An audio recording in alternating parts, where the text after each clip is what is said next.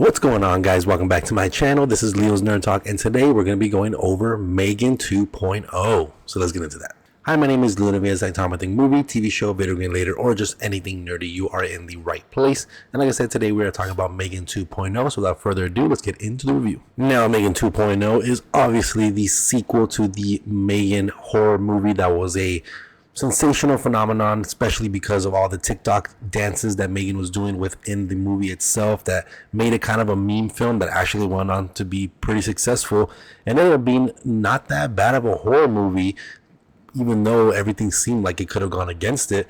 And with M3GAN 2.0, we take a hard left turn from the horror franchise. Now, before I take too much any more of your time, make sure to hit that like and subscribe button if you guys are enjoying my content so far. I've been seeing a lot of support, so I really appreciate you guys. All the likes, all the comments. We're almost at 200 subscribers, so we're almost there. I really appreciate everybody that, again, leaves a comment, leaves a like, watches the video. I greatly appreciate it. It means a lot to me. So if you guys wouldn't mind, again, just go down there, hit that subscribe button if you're not subscribed so already, and hit that like button. Greatly appreciate it. But with that being said, let's go ahead and get straight into my pros. And starting with my pros, like I said, this franchise, or this movie, I should say, the sequel, takes a hard left turn. And I've already said this multiple times in different reviews that I can enjoy when a studio or a franchise does something a little bit different, does a different genre within their franchise, or does some new ideas. You can always respect something like that because, you know, you never know what's going to be successful unless you try. Sometimes they might work, sometimes they don't.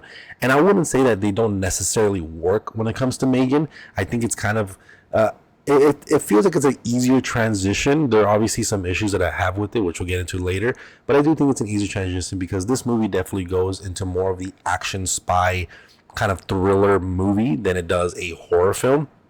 And this is not the first time that a horror franchise goes from a straight bare bones horror to a action franchise.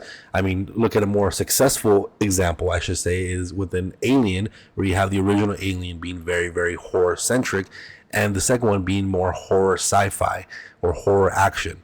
So you definitely have, you know, other franchises that have done something like this, but this definitely is a huge transition. And there's things that I do enjoy about this where, you know, there is an element to M3GAN being kind of transitioned into like the good person per se, and having another android out there that's trying to do some bad and kind of take over the grid with using AI and all that kind of stuff, and it being kind of a fun action campy kind of movie.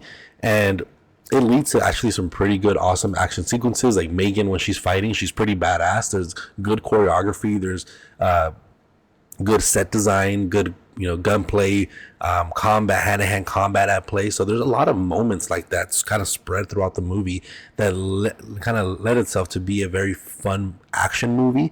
And you kind of forget that the original movie was a horror film because you're kind of just enjoying what's on screen, and it ends up being kind of fun. Now, this movie definitely goes way more into the campy side, but there are some moments, again, that do lead to a good chuckle and a good laugh. There are some very cringy moments, don't get me wrong, but there's some times where I did actually find myself having a decent chuckle, and I wasn't laughing out loud or anything like that, but I had a good chuckle. And sometimes it could have been because of a very awkward moment, but it might have been kind of intentional, or just line delivery from M3GAN, or different certain things, or like her being in the little like cute robot. Like all that stuff leads for like a good little laugh. And even though this becomes a little more campy than the original movie, again, it just leads for kind of a fun time while you're watching it, and you kind of just forget again that the horror movie aspect of it is missing, because you do have some fun with this. And of course, this being M3GAN 2.0, I do like the reintroduction of M3GAN, where she's kind of more set to be like the hero within this movie and being kind of like the good guy. And she does kind of have a pretty decent character work, or kind of having a kind of like a character arc, where kind of going from the first movie into this one, where she kind of realizes what she did was kind of bad, but also knows that she was programmed that way, so it's not quite entirely her fault, and her kind of being a little bit of a nicer AI robot than she was in the first one, of course. And I kind of like that. That was a fun little story to kind of go through. Nothing too crazy or anything like that, but again, it just makes it enjoyable and makes M3GAN a likable character by the end of it. But with that being said, let's go ahead and get into my cons.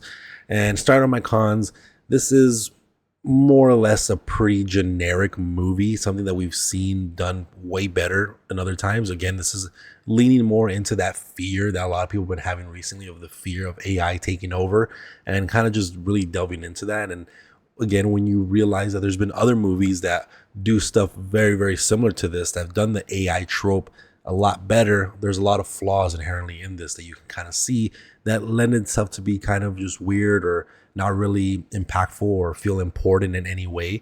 So it's, again, I've been saying it most of the time, but this is a fun, enjoyable movie, but there's just a lot of flaws throughout the movie that you can definitely tell, or at least kind of notice throughout the entire time, where you're just like, I don't know how I feel about that. And also we have, of course, a bunch of returning characters. We have the two kind of main characters, with the little girl who was like the M3GAN test subject in a way, if you want to say, and then of course her aunt as well. And I just find both of those characters not really that interesting, especially the aunt, or like the mom figure. She ends up being pretty insufferable most of the time and kind of annoying. And I understand where she's kind of coming from, because she's very overprotective and doesn't want M3GAN to kind of go into another murderous rampage like she did in the first movie. So it comes out in a very understandable kind of point of view. But just the way it's played off, it just comes off as kind of annoying and insufferable. And you kind of want her to just kind of just back up, like let the plot move forward. She's just so in your face where it ends up being a little annoying throughout the film. And there was a lot of moments in this movie where I find myself feeling a little bored, or find myself looking at my phone, very quietly in the movie theater, like, damn, how long have we been in this movie? Because it just feels like there's such a stretch of the runtime. And I remember the first time I started feeling that kind of fatigue of it feeling kind of long, I looked at at my phone, and it's only been about an hour. And I was like, oh, great. We already have an hour in. We have a whole nother hour to get through. And it ends up being that kind of movie where you have these little fun moments where you're like, oh, cool, I'm getting into it. And then it kind of slows down, or something happens, or there's a bunch of dialogue or kind of exposition, and you're just like, I really don't care. And going off of that, I mean, this movie definitely feels like it's 30 minutes too long. I feel like it does kind of linger in certain things, in certain expositions, and certain plot points a little too long, where it just feels like we're really trying to drag this thing out. And it ends up, again, by the end of it, a lot of the things that happened feel like they were insignificant. There wasn't really a threat at hand. It feels very plain and bland, and again, a plot point that we've seen before and seen done a lot better. But overall, there's not much really to say about this movie. I think if you were a fan of the first movie, the first M3GAN, this is something that might be a little bit of a surprise for you. Don't go into this movie expecting another horror kind of dull movie, because this is definitely not that. This goes in a completely different direction with the kind of action franchise. And again, if you are a fan of the M3GAN movie, I still wouldn't really recommend you running out and having to see this right away. This is definitely a film that you could wait for streaming.